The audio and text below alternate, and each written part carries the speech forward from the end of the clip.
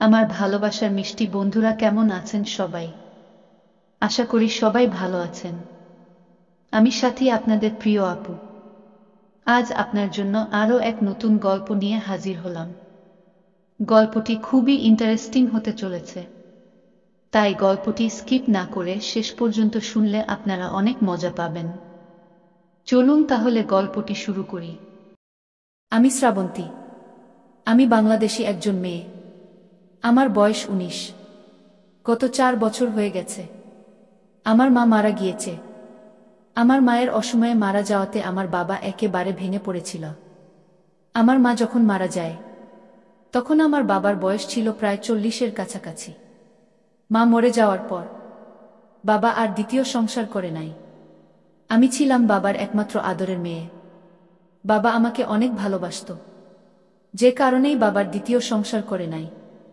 আমার কষ্ট হবে বলে আমি বাবাকে বিভিন্নভাবে সান্ত্বনা দিতে লাগলাম। আমি বর্তমানে কলেজের প্রথম বর্ষের একজন ছাত্রী।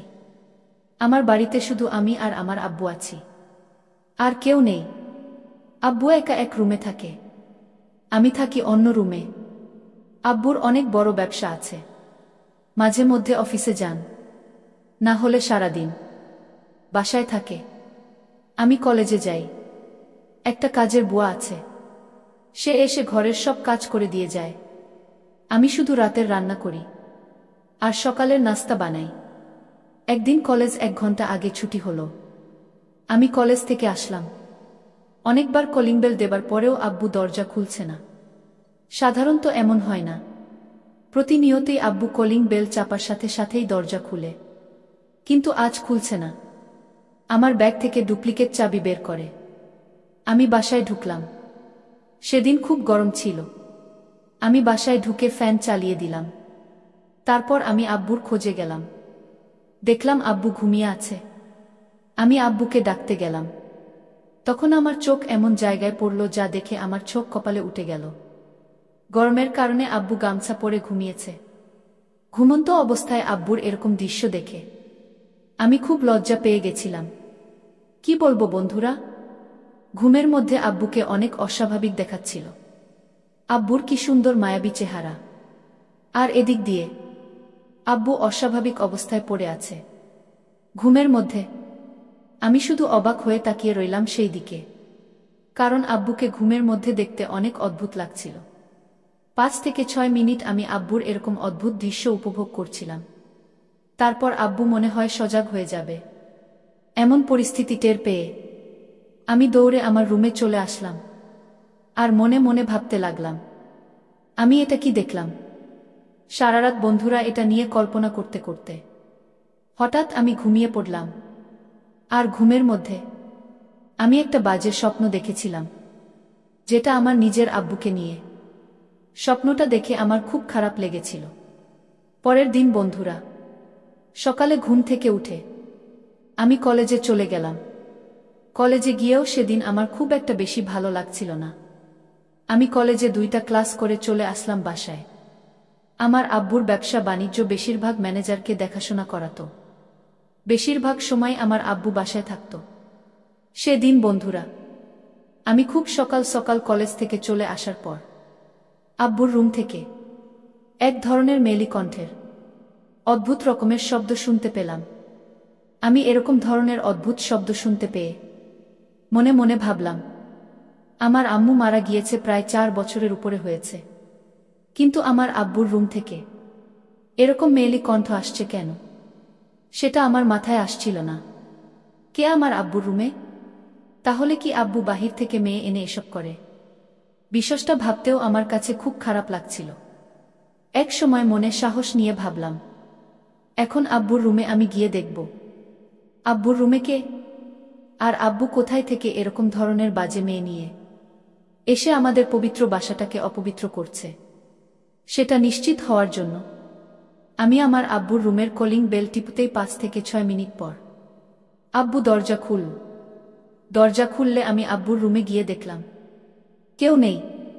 আমি বিষয়টা দেখে খুব হতবাক হয়ে গেলাম। ভাবলাম, আমি নিজের কানে মাত্র শুনলাম আব্বুর রুম থেকে মেইলি কণ্ঠের আওয়াজ আসছে, কিন্তু আমি ঘরের ভিতরে এসে দেখি কিছু নেই। কাউকে আমি খুঁজে পেলাম না। কি আশ্চর্য ব্যাপার!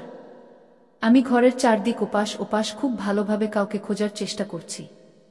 আমার এরকম অবস্থা দেখে আমার আব্বু আমাকে জিজ্ঞেস করল, মা শ্রাবন্তী, তুমি কি কাউকে খুঁজছ? আমি বললাম, না বাবা, আমি কাউকে খুঁজছি না। আমার কেন যেন মনে হলো তোমার ঘর থেকে কেমন যেন একটা অদ্ভুত আওয়াজ আসছিল, যে কারণেই আমি দেখতে এসেছিলাম। তোমার এখানে কিসের আওয়াজ? আমি ভাবছিলাম, বাবা, তুমি মনে হয় অসুস্থ হয়ে গেছিলে, তাই তোমাকে দেখতে এসেছিলাম। এই কথা বলে বন্ধুরা আমি আমার বাবার রুম থেকে চলে আসলাম। আমি পড়তে বসেছিলাম। কিছুক্ষণ পর আবার ঘুম থেকে সেই রকম ধরনের শব্দই আমি শুনতে পেয়েছিলাম। আমি ভাবলাম, আমি মাত্র বাবার রুম থেকে সবকিছু ভালো করে দেখে আসলাম, কোনো মেয়ে মানুষের শব্দ পাচ্ছিলাম না। এখন আবার কোথায় থেকে এরকম দামের শব্দ আসছে? কিন্তু আমি বাবার রুমে দরজার পাশে কান পেতে আমি স্পষ্ট মেয়ে মানুষের এক অদ্ভুত রকমের শব্দ শুনতে পাচ্ছিলাম। আমি ভাবলাম, বাবার রুমে কি হচ্ছে? যে করেই হোক তা আমাকে জানতে হবে। আমি আস্তে আস্তে করে বাবার রুমের জানালার হাল্লা ফাঁক দিয়ে অনেক কষ্টে করে ভেতরের অবস্থা বোঝার চেষ্টা করলাম। আমি বাবার রুমের জানালার দিয়ে যা দেখলাম তাতে আমার হুঁশ চলে যাওয়ার মতো অবস্থা হলো। দেখলাম আমার বাসার কাজের মেয়ে আর বাবার কি সুন্দর একটা সম্পর্ক। তারা যেন জনম জনমের পরিচিত। তাদের এরকম আত্মিক সম্পর্ক দেখে আমার মাথা ঘুরে যাওয়ার মতো অবস্থা হলো। কেননা আমার বাবার বয়স প্রায় 40-এর ঊর্ধ্বে, আর আমার বাসার কাজের মেয়ের বয়স প্রায় 13 কিংবা 14 হবে। আমার বাবা এরকম বয়সে, এত অল্প বয়সে একটা কাজের মেয়ের সাথে এরকম একটা কাজ করবে, এটা কোনোভাবেই আমি মেনে নিতে পারছিলাম না। ঘটনাটা দেখে শুধু বারবার মায়ের কথাই আমার মনে পড়ছিল। মনে মনে ভাবছিলাম, আজকে মা না থাকার কারণে বাবার এই অধপতন। এই রকম একটা দৃশ্য দেখে দু চোখে জল নিয়ে আমি আমার রুমে চলে আসলাম। ভাবলাম, এখন কি করা যায়? এই কাজের মেয়ে তো আমার বাবাকে কৌশলে ফেলে আমার বাবার সমস্ত সম্পত্তি হাতে নিয়ে যাবে। আমি তো শূন্য হয়ে যাব। আর তাছাড়া কাজের মেয়ের প্রতি বাবা যে দুর্বল হয়ে গেছে, যদি কাজের মেয়েকে বাবা বিয়ে করে নেয় তাহলে তো আমি সব হারাবো। মনের মধ্যে অনেক চিন্তা শুরু হয়ে গেল। কি করা যায়? কিভাবে বাবাকে এই কাজের মেয়ের হাত থেকে বাঁচানো যায়?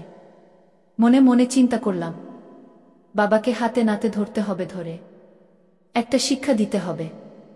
হাতে নাতে ধরে এই কাজের মেয়েকে আমাদের বাসা থেকে বের করে দেব, তাহলে বাবা সেখান থেকে ফিরে যাবে। আমার যে কথা সেই কাজ। আমি পরের দিন বাবা আর কাজের মেয়ে যখন এরকম ধরনের অস্বাভাবিক অবস্থায় হতে যাবে, তখন আমি ওয়াশরুমে লুকিয়েছিলাম। যখন বাবা আর কাজের মেয়ে এরকম অস্বাভাবিক অবস্থায় যাবে, তখন আমি তাদেরকে হাতে হাতে ধরে ফেলি। বাবা আমাকে দেখে আমার দিকে বোকার মতো চেয়ে রইল, আর কাজের মেয়ের মাথা নিচু করে চুপ করে চলে গেল। আমি বাবাকে বললাম যে, বাবা, তোমার লজ্জা করে না? তোমার ঘরে এত সুন্দর যুবতী একটা মেয়ে রেখে তুমি মাত্র 13 বছর বয়সী একটা কাজের মেয়ের সাথে এরকম একটা কাজ করতে? বাবা বলল, মারে, তোর মা মারা গেছে আজ থেকে প্রায় 4 থেকে 5 বছর হয়ে গেছে। একা একা আমি কি করে থাকি বল? আমারও তো মন আছে, আমারও তো মনের চাহিদা আছে, আমারও তো বিশেষ চাহিদা আছে। মানে তোর কাছে কি করে বলি? আমি বিশেষ এক আকর্ষণের ফলে এরকম ধরনের একটা ভুল করে ফেলেছি মা, তুই আমাকে ক্ষমা করে দিস। আমি বললাম, বাবা, তাই বলে তুমি কি এই ছোট্ট একটা কাজের মেয়ের সাথে এরকম করবে? এক্ষুনি তুমি এই কাজের মেয়েকে এই বাসা থেকে বিদায় করে দাও। তারপর আমার বাবা বলল, মারে, যদি আমি কাজের মেয়েকে আমাদের বাসা থেকে বিদায় করে দেই, তাহলে আমার দেখাশোনা, আমার খেদমত করবে কে? আমাকে সঠিক টাইমে ওষুধ খাইয়ে দিবে কে? আমার ব্যথা হলে আমাকে মলম লাগিয়ে দিবে কে? আমি বললাম, বাবা, তুমি কোনো চিন্তা করো না, আমি তোমার মেয়ে, আমি তোমার সব কাজ করে দেব, তোমার মাথায় তেল দিয়ে দিব, তোমার মাথা আঁচড়িয়ে দিব, তোমাকে ওষুধ খাইয়ে দিব, তোমাকে ঘুম পাড়িয়ে দিব, আমি তোমার সব কিছু করে দেব। তারপরও বাবা, তুমি এই কাজের মেয়েটাকে বিদায় করে দাও। সে তোমার সাথে অনেক বাজে কিছু করেছে। আমার কাছে মনে হয়েছে ওই কাজের মেয়ের অন্য কোনো মতলব আছে। তুমি যত দ্রুত সম্ভব বাবা, তাড়াতাড়ি এই মেয়েকে বিদায় করো। বাবা বলল, আচ্ছা ঠিক আছে মা, আমি তাহলে এই কাজের মেয়েকে বিদায় করে দিচ্ছি, কিছু টাকা পয়সা দিয়ে। তারপর বন্ধুরা, আমার বাবা আমার কথা শুনে কাজের মেয়েকে বিদায় করে দিল, কিছু টাকা পয়সা দিয়ে। পরের দিন থেকে আমি বাবার প্রতি সমস্ত রকম খেয়াল রাখার চেষ্টা করতাম। বাবা আমার যত্ন পেয়ে অনেক খুশি থাকত। একদিন বাবা রাতের বেলায় আমাকে বলল, মা শ্রাবন্তী, আজকে আমার শরীরটা খুব খারাপ লাগছে, আমার খুব একটা ভালো লাগছে না, আমার একা একা থাকতে ভয় করছে। মা শ্রাবন্তী, তুমি কি আমার পাশে থাকবে আজকে একটু? আমি বললাম, কেন থাকবো না বাবা, অবশ্যই থাকবো, তুমি আমার বাবা। তারপর বন্ধুরা সেদিন রাতে আমি বাবার সাথে ঘুমালাম। আমি যখন গভীর ঘুমে আচ্ছন্ন ছিলাম, তখন আমি অনুভব করলাম কেউ আমার সাথে ভিন্ন রকম কিছু করছে, যা সম্পূর্ণ অস্বাভাবিক একটা কাজ ছিল। বন্ধুরা সেদিন ঘুমের ঘোরে আমি ঘুম থেকে উঠার আগেই বাবা আমার সাথে এমন একটা কাজ করে বসল, যে কাজটা মনে হয় পৃথিবীতে কোনো বাবাই তার মেয়ের সাথে করে না। আমি খুব তড়িঘড়ি করে ঘুম থেকে উঠলাম। উঠে বাবাকে একেবারে সম্পূর্ণ অস্বাভাবিক অবস্থায় পেয়েছিলাম। তখন আমি বাবাকে বললাম, বাবা তুমি কিভাবে পারলে তোমার মেয়ের সাথে এই কাজটা করতে? তখন বাবা কোনো উত্তর দেয় না। আমি তখন অনেক কান্না করছিলাম। আমার কান্নার শব্দ শুনে বাবা বলল, মারে, দীর্ঘদিনের অভ্যাস তো, তাই ফেরাতে পারলাম না, আমার ভুল হয়ে গেছে, আমাকে তুই ক্ষমা করে দিস। আমি জানি আমি যে কাজ করেছি তা ক্ষমার অযোগ্য, তারপরেও মা, আমি তোর কাছে ক্ষমা চাচ্ছি, পারলে তুই ক্ষমা করে দিস। আর কোনোদিন আমি এরকম ধরনের কাজ করব না। আর যাই হোক বন্ধুরা, আমার সাথে এরকম ধরনের একটা ঘটনার পর বাবার মধ্যে এমন একটা বোঝ আসলো, এমন একটা পরিবর্তন আসলো। পরবর্তীতে আর কোনোদিন বাবা এরকম ধরনের কাজ করে নাই। যতদিন বেঁচে ছিল একেবারেই ভালো মানুষের বেশে বেঁচে ছিল, কিন্তু মাঝখান দিয়ে আমার জীবনের একটি অভাবনীয় ঘটনার সৃষ্টি হয়ে গিয়েছিল।